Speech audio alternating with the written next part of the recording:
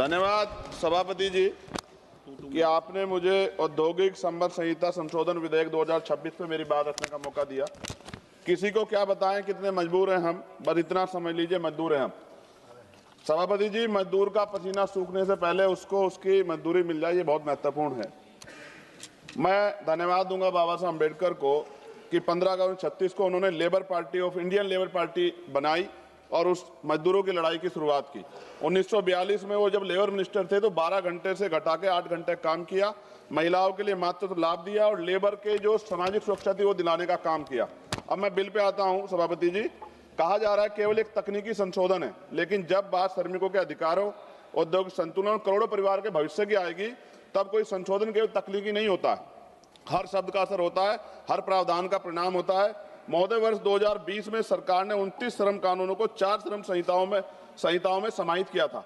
उस समय विपक्ष ने कहा था कि सुधार के नाम पर श्रमिकों की सुरक्षा कमजोर ना हो जाए।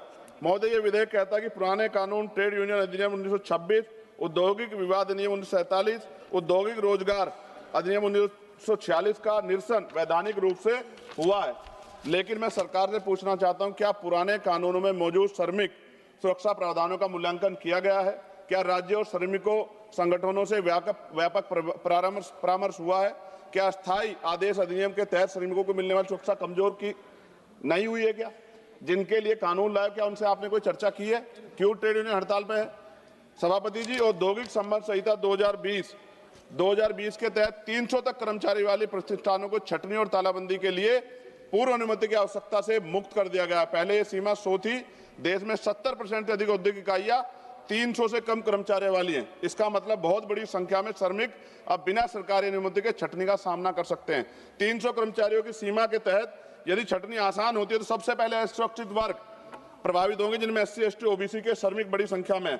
मेरे संसदीय क्षेत्र नगीना में विश्व प्रसिद्ध लकड़ी नक्काशी उद्योग के लिए जाना जाता है। वहाँ हजारों कारीगर छोटे उद्योगों में काम करते हैं। सभापति जी, श्रमिक व पारंपरिक हुनर से जुड़े इस परिवार इस कानून से प्रभावित होंगे। हमारे क्षेत्र की अधिकांश इकाइयां 50 से 250 इकाइयों कर्मचारियों के बीच हैं। यदि 300 की सीमा के तहत छटनी की अनुमति बिना पूर्व स्वीकृति के दी जाती है तो इन छोटे उद्योग में कार्यरत श्रमिकों की नौकरी की सुरक्षा पर सीधा असर पड़ेगा।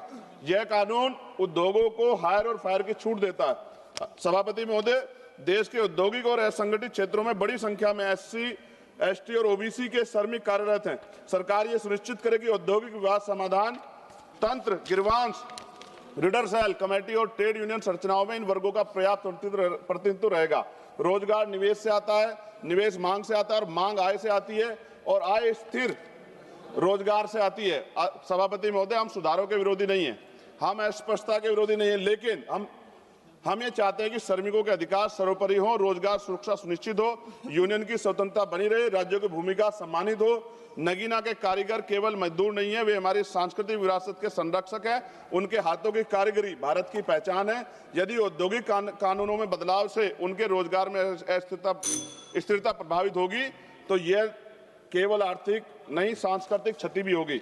सभापति महोदय, खत्म करते हुए, यदि सरकार वास्तव में श्रम सुधार को समावेशी बनाना चाहती है तो यह सुनिश्चित करना होगा कि SC, ST और OBC श्रमिकों को सामाजिक सुरक्षा, बीमा, पेंशन और न्यूनतम वेतन का पूर्ण संरक्षण मिले। सभापति महोदय, अगर हम उनके साथ होने वाले अन्याय पे लड़ने का अधिकार ही छीन लेंगे तो फिर कैसे वो अपनी बात को कह पाएंगे? हम भी जब यहाँ में मौका नहीं मिलता है, कोई बात होती तो हम भी तो विरोध करते हैं ना। आप विरोध का अधिकार छीन के इतना समय लागू कर देंगे तो सर पूंजीपति तो मार देगा ना उनको। क्या सरकार पूंजीपतियों के बारे में सोचेगी या करोड़ों मजदूरों के जिनके कंधों से देश बना? इसलिए मैं आपसे आग्रह करता हूं, मैं इसको अपोज करने के लिए खड़ा हुआ हूं और मैं आपके माध्यम सरकार से आग्रह करता हूं इसमें उचित संशोधन करे जिससे कि श्रमिकों का नुकसान ना हो, उनके साथ अन्याय ना हो। धन्यवाद। जय भीम, जय भारत।